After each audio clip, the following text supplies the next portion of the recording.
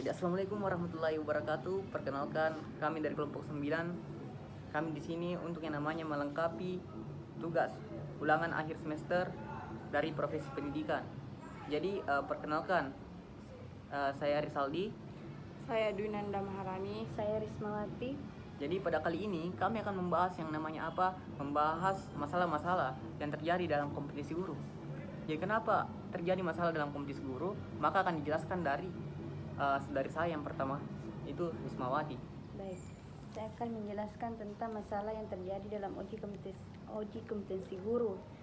Permasalahan pokok kompetensi dan profesionalisme guru. Penyelenggaraan pendidikan pada era global ini menuntut mutu sumber daya guru. Tugas guru adalah mengembangkan wawasan keilmuan dan membentuk sikap, nilai, serta kematangan kepribadian peserta didik. Dalam konteks ini, seorang guru perlu diberikan keleluasaan dalam mengembangkan kemampuan para siswanya melalui pemahaman, keaktifan pembelajaran sesuai kemajuan zaman dengan adaptif, kooperatif, dan kompetitif dalam menghadapi tantangan dan tuntutan kehidupan sehari-hari. Cut dulu. Dari aspek kompetensi profesional, banyak guru yang dianggap masih gagap dalam menguasai materi ajar secara luas dan mendalam sehingga gagal menyajikan kegiatan pembelajaran yang bermakna dan bermanfaat bagi siswa. Hal ini dipertegas lagi jika harus merujuk pada Peraturan Menteri Pendidikan Republik Indonesia Nomor 16 Tahun 2007 tentang standar akademik dan kompetensi. Maka rendahnya penguasaan guru atas sejumlah subkompetensi berikut. 1. Menguasai karakteristik peserta didik dari aspek fisik, moral, sosial, dan kultural. Kedua, menguasai teori belajar dan prinsip-prinsip pembelajaran yang mendidik. 3. Mengembangkan kurikulum yang terkait dengan mata pelajaran atau bidang yang diampu. 4. Menyelenggarakan pembelajaran yang mendidik. 5. Memanfaatkan teknologi, informasi, dan komunikasi untuk kepentingan pembelajaran. 6. Memfasilitasi pengembangan potensi peserta didik untuk mengaktualisasikan berbagai potensi yang dimiliki. 7. Berkomunikasi secara efektif. 8. Menyelenggarakan penilaian dan evaluasi. 9. Memanfaatkan hasil penilaian dan evaluasi untuk kepentingan pembelajaran. 10. Melakukan tindakan reflektif untuk peningkatan kualitas pembelajaran. Di pihak lain, rendahnya penguasaan guru atas kompetensi profesional mengungkapkan bahwa guru masih lemah dan tidak cukup kompeten atas sejumlah subkompetensi berikut. 1. Menguasai struktur, materi, konsep, dan pola keilmuan yang mendukung mata pelajaran yang diampu. 2. Menguasai standar kompetensi. 3. Mengembangkan materi pembelajaran. 4. Mengembangkan keprofesionalan. 5. Memanfaatkan teknologi informasi dan komunikasi. Yang kedua yaitu persebaran guru yang tidak merata. Usaha peningkatan kompetensi dan profesionalisme guru di Indonesia rupanya masih berbenturan dengan faktor persebaran guru yang tidak merata. Secara statistik, mungkin ketersediaan guru secara nasional dipandang sudah mencukupi kebutuhan guru di daerah-daerah atau di berbagai jenjang pendidikan, tetapi secara persebarannya yang tidak merata. Di satu pihak, tampak adanya kondisi kecukupan bahkan kelebihan jumlah guru, tetapi di pihak lain secara faktual masih terdapat pula untuk daerah-daerah atau sekolah-sekolah tertentu.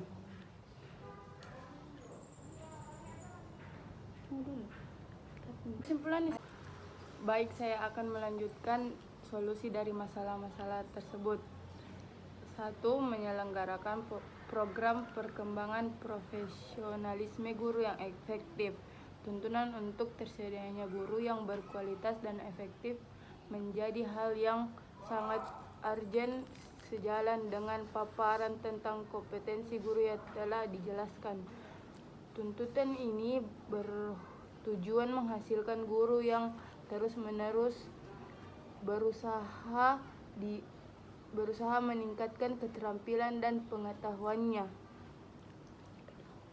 Yang kedua, melibatkan guru dalam program pengembangan profesionalisme.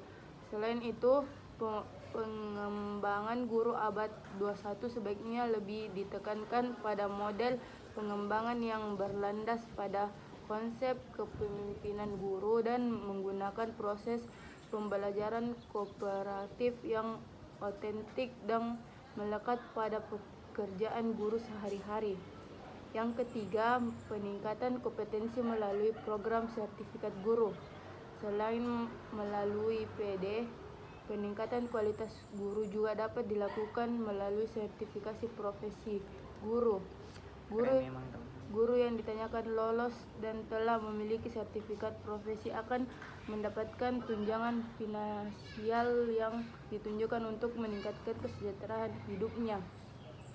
Yang keempat, peningkatan kompetensi guru melalui pelatihan penggunaan teknologi digital.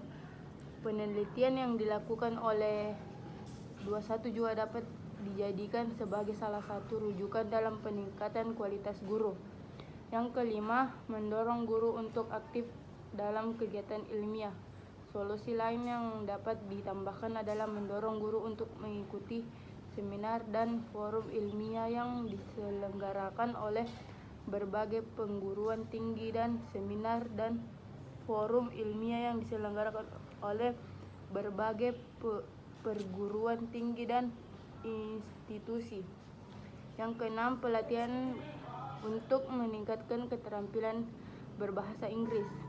Kemajuan teknologi ini, informasi dan pengembangannya menyebabkan penggunaan bahasa Inggris sebagai bahasa internasional meningkat. Jadi mungkin itu yang bisa teman-teman saya berikan. Jadi pendapat saya, jadi saya teruskan sebagai pemateri ketiga. Ya, pendapat saya mengenai guru ini, guru zaman sekarang itu masih kurang kompeten.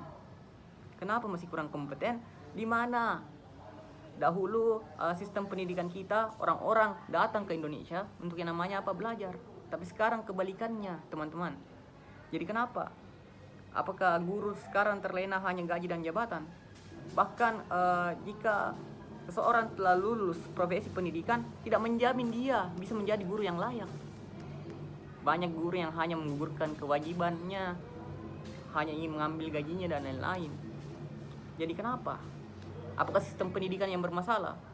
Bahkan tampungan guru sekarang dijadwalkan tahun 2023 ASN akan dihapuskan.